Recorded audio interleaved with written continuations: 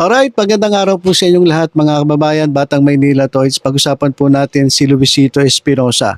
Sa mga hindi pa po nakakilala kay Luisito Espinosa, isa po siya sa pinaka magagaling na boksingero ng ating bansa.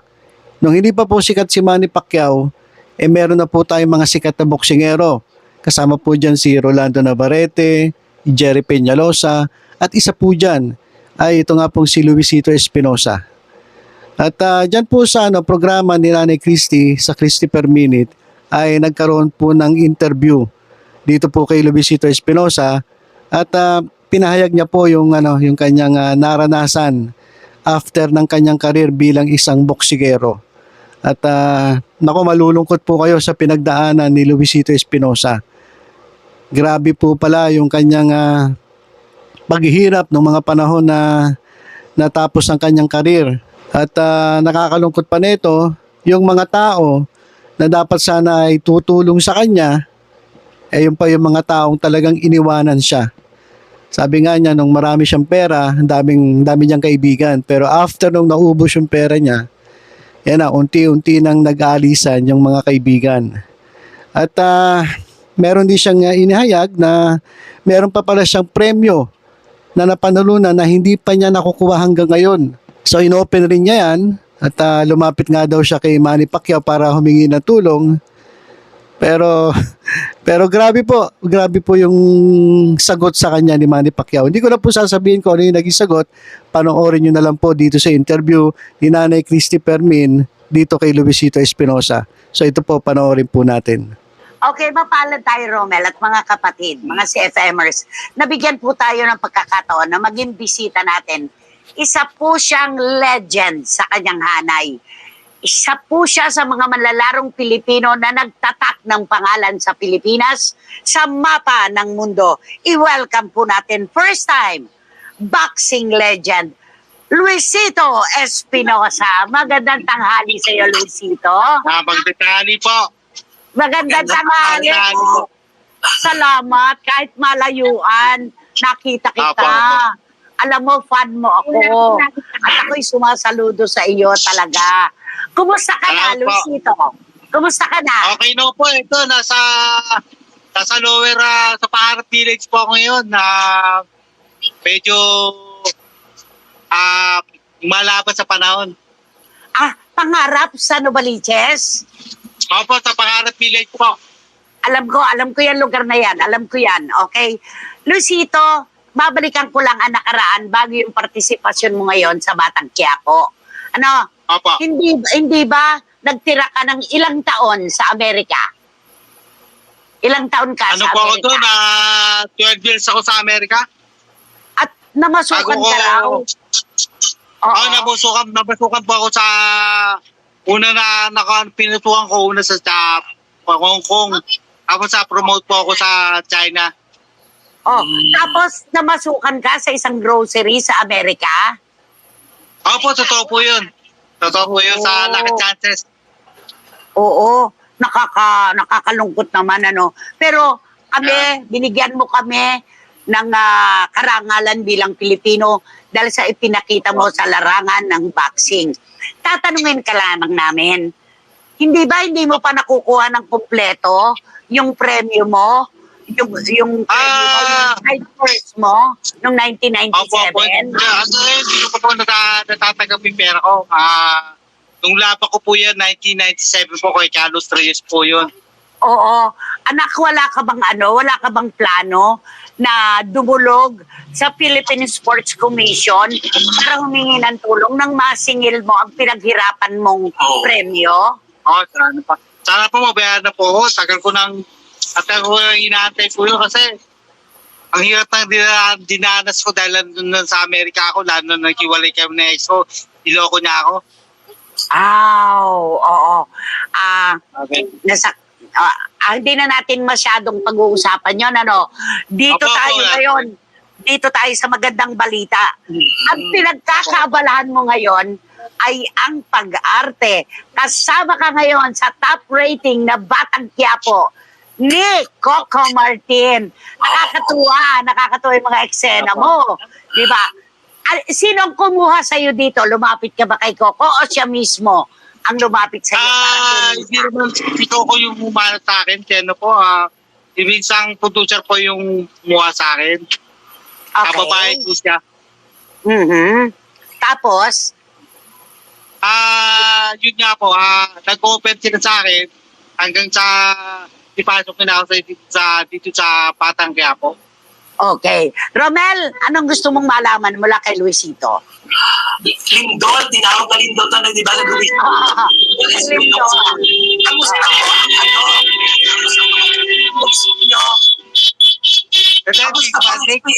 Kamusta po ang experience nyo sa pagpagpaan ng teleserye with Coco Martin at bilang Coach Roberto? Tama po ba?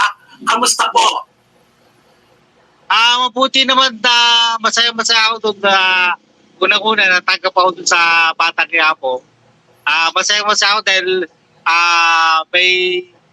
may comedy, may Bakbakan. talagang serious ang pilyang movie. Siya yung bali boxing coach ni Santino, di ba? Na ginagampanan ni Ronaldo Martin, kapatid ni Coco, di ba? Yun.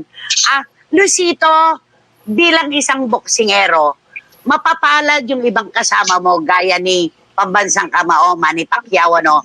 Maganda yung kanyang tinalunton hanggang ngayon. Meron ka bang pinagsisisihan sa pinasok mo na bokasyon bilang boxer? Pinagsisihan mo ba ito?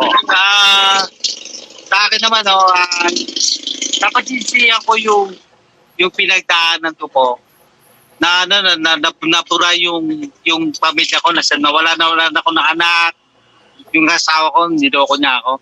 Yun ang pinakamasakit sa lahat. Ito ba yung dahil nabigyan mo ng focus ang boxing kesa sa pamilya mo? Kasi nung 2015, fight ko sa Los Angeles, nawala laban ko kay Yogi Sanchez. Ganadong-ganado sana ako. Kaso nagpapatama na ako kasi gusto kong parang manawatin ako ng asawa. Kaso hindi niya ako inawat. Ginawa ko talagang nagpatama na lang ako. Ay, naka-apekto. Oo. Alam mo, parang sa Rocky yan di ba? Bilang boksingero. Yung pag sumisigaw yung anak at saka yung asawa, nabibigyan ng lakas ng loob yung boxer. Yun ang ibig sabihin ni Luisito, di ba? Nawalan siya ng suporta, di ba? Sa kanyang pamilya mismo. Ganon, oo. Yung 12 taon mo sa Amerika, nakakalungkot yun, na talagang antindi. Ano yung mga pinagdaanan mo nung nasa Amerika ka? Nagtrabaho po ako sa Los Angeles, McDonald's, ako doon. Ang dami ko pinagdaanan doon, dami kong naging kaibigan. Kaso lang, mga kaibigan ko, hindi naman ako natulungan, yung mga ganon. Pero pagka may ganon ka, nandiyan sila. Pero pag wala ka na, hindi mo na makausap, hindi mo na makita, wala na. Alam mo, totoo rin naman yung sinasabi mo na may mga kaibigan talaga sa halakhakan lang, hindi sa gipitan. Ang tunay na kaibigan kasama sa hirap at sa ginhawa, di ba? Yun. Nakikita mo pa ba ang mga anak mo, Luisito? Wala na po, pinagkait po sa akin yung mga anak ko, yung ex ko. Yung kung maaari lang may balik. Yung mga yan, dito sa Pilipinas, pwede lang. Kaso, US citizen na po sila ron Doon na kasi sila pinanganak, US citizen na. Oo. Ano ang huling taon na nakita mo ang mga anak mo? 2015 po, bumalik punta po ako sa Los Angeles. Pero sa San Francisco ako, nagmanay ako, bumili sana ako sa sakyan bumili ako ng sakyan ng Toyota. Pagdating ko sa apartment nila dun sa Los Angeles, LA. may lalaki, may lalaki siya. Okay. At yun na ang naglagay ng tuldok sa iyong pag-asa na baka magkabalikan pa kayo. Oo, di ba? No, wala na. Naghiwalay na po kami. Okay. Oo. Ay, nako. Totoo po ba na naging boxing coach ng magkapatid na Nick and Nate Diaz si Idol Luisito sa Stockton, California? Totoo ba to? Nick Nag-champion po ako ng ano, ng California bago ako mag-world champion. Wow! Ayan! Sa Stockton pala to, no? Sa Stockton. Okay. Hindi po sa ano po to, sa Newark, California po ako. Ayun, okay. Naku, nakakatuwa naman. Ang daming sumusuporta sa'yo. Daming sumusuporta sa'yo bilang miyembro ngayon ng Batang Quiapo. Nakakatuwa daw ng isang tulad mo. Salamat po. Ay, ayan. Nandyan, napapanood nila ngayon. Romel? Sir Luisito, dahil marami pong nanonood sa atin ngayon, baka gusto niyo pong manawagan para po sa premyo nyo hindi nyo pa po nakukubra. Baka sakasakali makarating po sa kinauukulan. Yun nga po, yung 1997 pa po yun. Bumalik kami din sa Pilipinas, sa Maynila. Wala akong kapera-pera. Tinakbuhan na ako ng dating manager ni Manny Pacquiao. Nung nasa laban niya kay Marquez, nung huling laban na Marquez knockout siya. Kaso tulong sa kanya, magpapapirma na ako sa kanya, ayaw niyang pirmahan, ginawa ko na, umalis ako sa grupo niya. Kanino ka nagpapapirma, Luisito? Kay Manny Pacquiao po. Ay, hindi niya pinirmahan? Hindi niya po binigyan pinirmahan. ng autograph? Wala, sabi niya sa akin, wala daw sa pakialam po. Kaya okay na sa akin. Ginawa ko na lang, umalis na lang ako sa grupo niya. Nakakalungkot naman to. Okay na po eh. Pirma bang autograph ito o yung paniningil? Hindi, yung pirmang yun para katunayan na ibigay na sa akin yung perang inaapol ko. Oh, yun. Nakakalungkot Pero naman. wala pong hindi po nangyari. Ay, nako. Idol ko si Luisito Espinosa, isa sa pinakamagaling na boksingerong Pilipino. Kasabayan niya sina Navarrete at Peñalosa. Tama, oo. Tama, Opo, Batang opo. Maynila to it. Salamat. JMB, $5. Maraming salamat. Luisito, maraming mabibigat na problema sa mundo.